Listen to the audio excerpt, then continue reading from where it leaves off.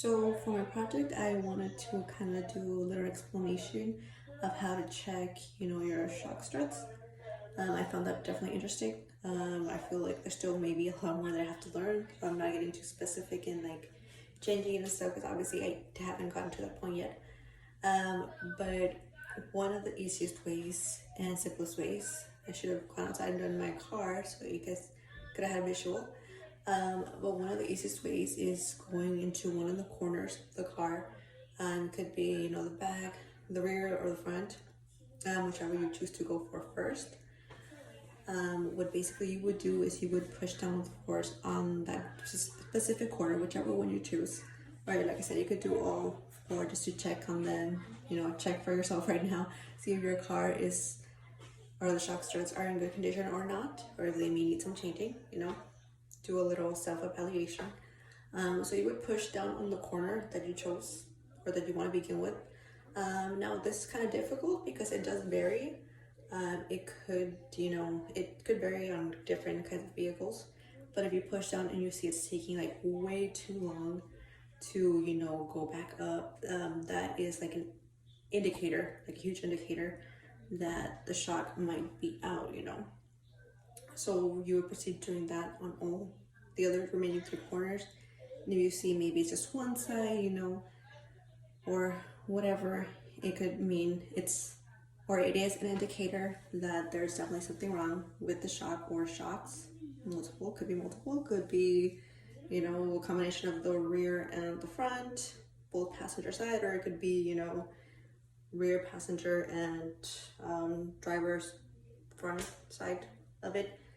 Now another indicator that you would want to look for is, of course, most common one which you would use for any other, kind of test is the driving test. So in this case, what you would want to do is, take it out for a drive.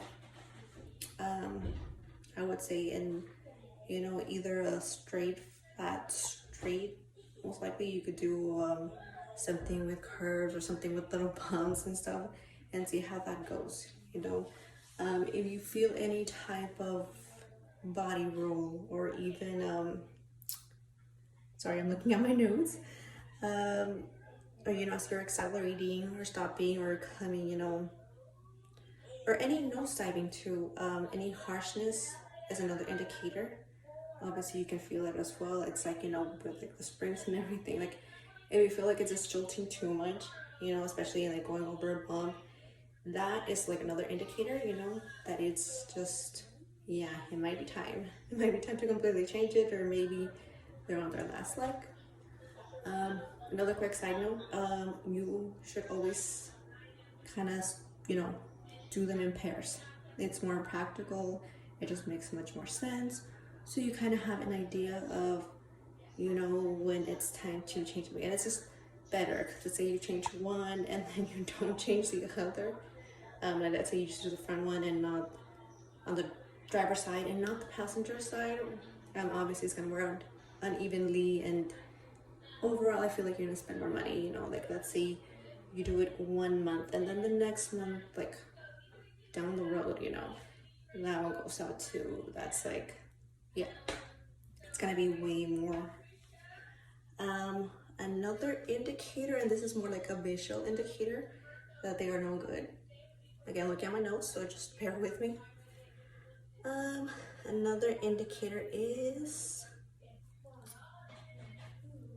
noise. So if you hear any type of noise, of course, like, definitely bad.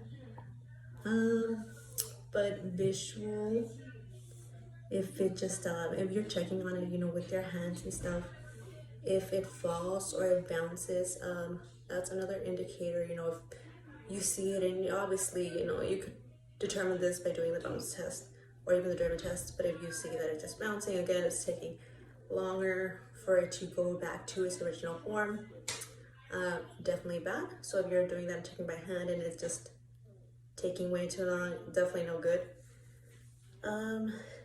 Let's see. Again, if it takes way too long to stop, no good.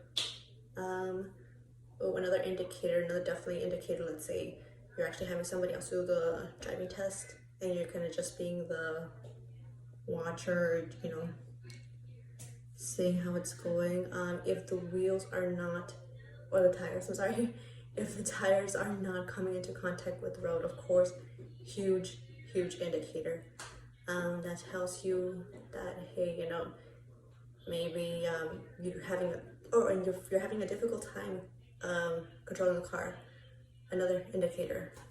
So yeah, those are just a few ways to check your shock struts. Hopefully that helped. I know I kind of rambled a little, but yeah, I thought that was really cool to be able to check it yourself, especially the whole balance test. I actually should have showed that to you guys with my own car. Also another way to check my shock struts, because I'm not sure the current condition. Driving wise, it doesn't feel too bad, so I'm assuming they're doing good. But yeah, hopefully this helped as a refresher to what we've learned this semester, or what we learned by reading, the chapters of the shock struts and stuff. But yeah, hope you guys liked it.